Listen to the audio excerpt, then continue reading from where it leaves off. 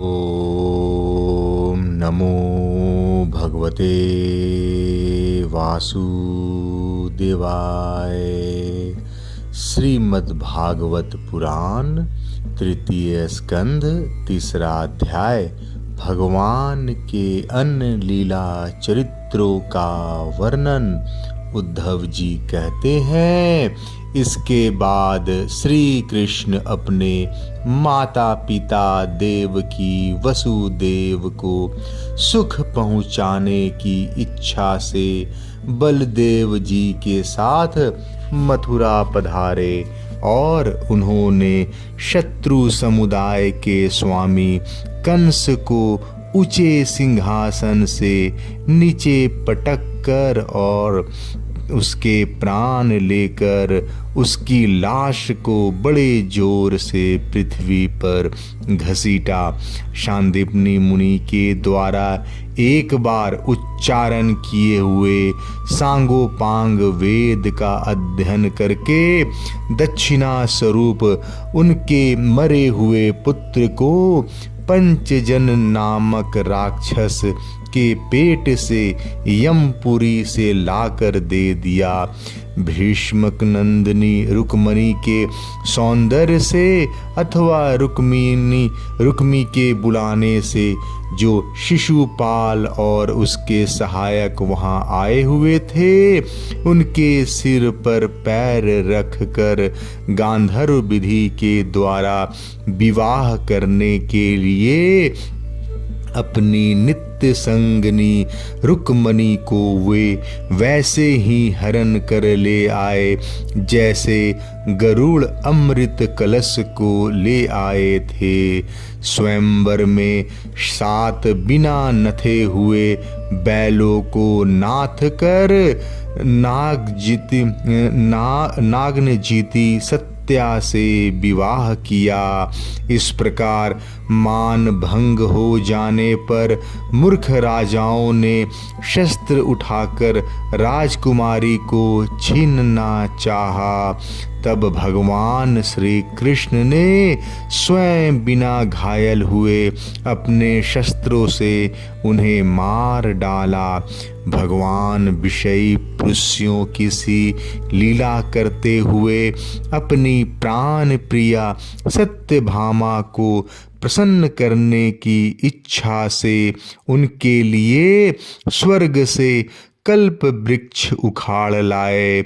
उस समय इंद्र ने क्रोध से अंधे होकर अपने सैनिकों सहित उन पर आक्रमण कर दिया, क्योंकि वह निश्चय ही अपनी स्त्रियों का कीड़ा मृग बना हुआ है।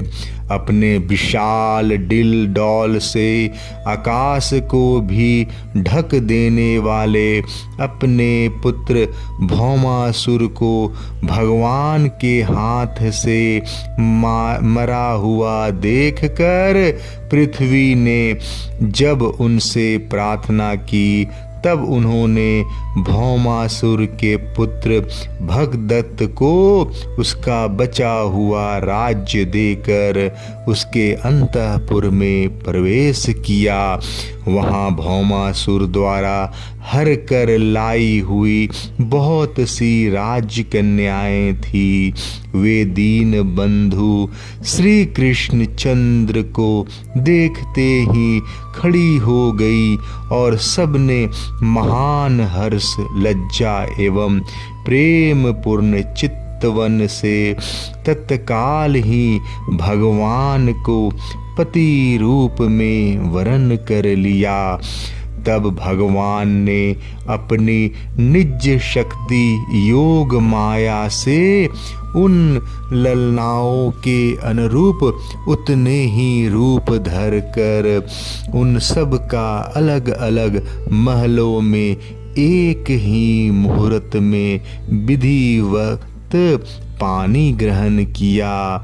अपनी लीला का विस्तार करने के लिए उन्होंने उनमें से प्रत्येक के गर्भ से सभी गुणों में अपने ही समान 10-10 पुत्र उत्पन्न किए। जब कालियावन, जरासंध और शाल्व आदि ने अपनी सेनाओं से मथुरा और द्वारकापुरी को घेरा था, तब भगवान ने निज जनों को अपनी अलौकिक शक्ति देकर उन्हें स्वयं मरवाया था। संबर, द्विध, बानासुर, मुर, बल्वल तथा दंतवक्र आदि अन्य योद्धाओं में से भी किसी को उन्होंने स्वयं मारा था और किसी को दूसरे से मरवाया। इसके बाद उन्होंने आपके भाई धृतराष्ट्र और पांडु के पुत्रों का पक्ष लेकर आए हुए राजाओं का भी संहार किया, जिनके सेना सहित कुरुक्षेत्र में पहुँचने पर पृथ्वी डगमगाने लगी थी। कर्ण, दुशासन और शकुनी की खोटी सलाह से जिसकी आयु और श्री दोनों नष्ट हो चुकी थी तथा भीमसेन की गदा से जिनकी जांघ टूट चुकी थी, उन दुर्योधन को अपने साथियों सहित पृथ्वी पर पड़ा देख कर भी उन्हें प्रसन्नता नहीं हुई। वे सोचने लगे, यदि द्रोण, भीष्म, अर्जुन और भीमसेन के द्वारा इस 18 अक्षौहिणी सेना का विपुल संहार हो भी गया तो इससे पृथ्वी का कितना भार हल्का हुआ। अभी तो मेरे अंश रूप प्रद्युम्न आदि के बल से बढ़े हुए यादवों का दुसह दल बना ही हुआ है। जब ये मधुपान से मत वाले हो लाल लाल आंखें करके आपस में लड़ने लगेंगे, तब उससे ही इनका नाश होगा। इसके सिवा और कोई उपाय नहीं है। असल में मेरे संकल्प करने पर वे स्वयं ही अंतर्ध्यान हो जाएंगे। यूं सोचकर भगवान ने युधिष्ठिर को अपनी पैतृक राजगद्दी पर बैठाया और अपने सभी सगे संबंधियों को सत्पुरुषों का मार्ग दिखाकर आनंदित किया। उत्तरा के उदर में जो अभिमन्यु ने पुरुवंश का बीज स्थापित किया था, वह भी अश्वत्थामा के ब्रह्मास्त्र से नष्ट सा हो चुका था, किंतु भगवान ने उसे बचा लिया।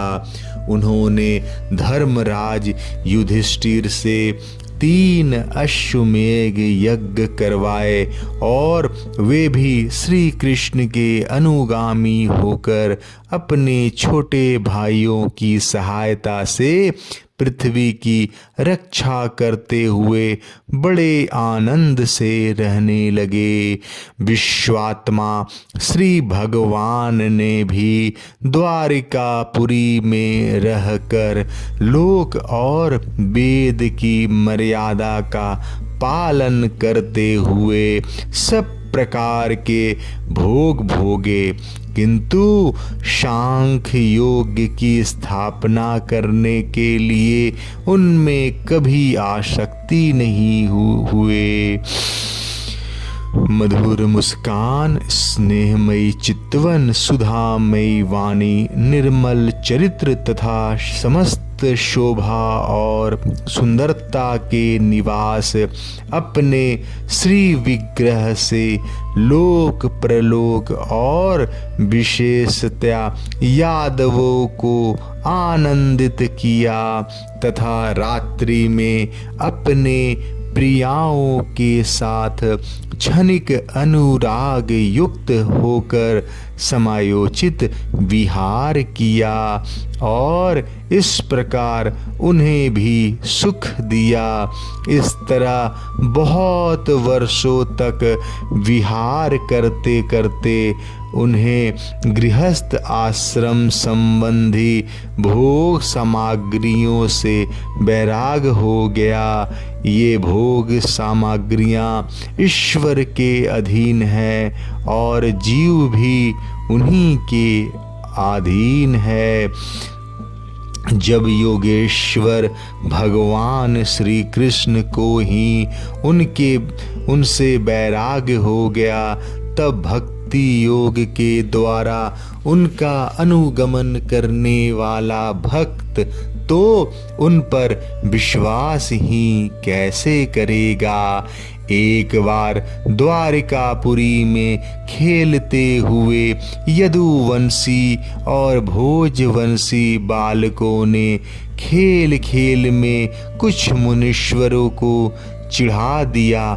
तब यादव कुल का नाश ही भगवान को अभिष्ट है, यह समझकर उन ऋषियों ने बालकों को शाप दे दिया। इसके बाद कुछ ही महीनों बाद भावी वश वृंशी भोज और अंधक वंशी यादव बड़े हर्ष से रथों पर चढ़कर प्रभास क्षेत्र को गए। वहाँ स्नान करके उन्होंने उस तीर्थ के जल से पितर देवता और ऋषियों का तर्पण किया तथा ब्राह्मणों को श्रेष्ठ गौएं दी। उन्होंने सोना, चांदी, शैया, वस्त्र, मृग चर्म, कंबल, पालकी, रथ, हाथी, कन्याएं और ऐसी भूमि जिससे जीविका चल सके तथा नाना प्रकार के सरस अन्न भी भगवत दर्पण करके ब्राह्मणों को दिया। इसके पश्चात गौ और ब्राह्मणों के लिए ही प्राण धारण करने वाले उन वीरों ने पृथ्वी पर सिर टेक कर उन्हें प्रणाम किया। जय श्री कृष्ण। तीसरा अध्याय समाप्त।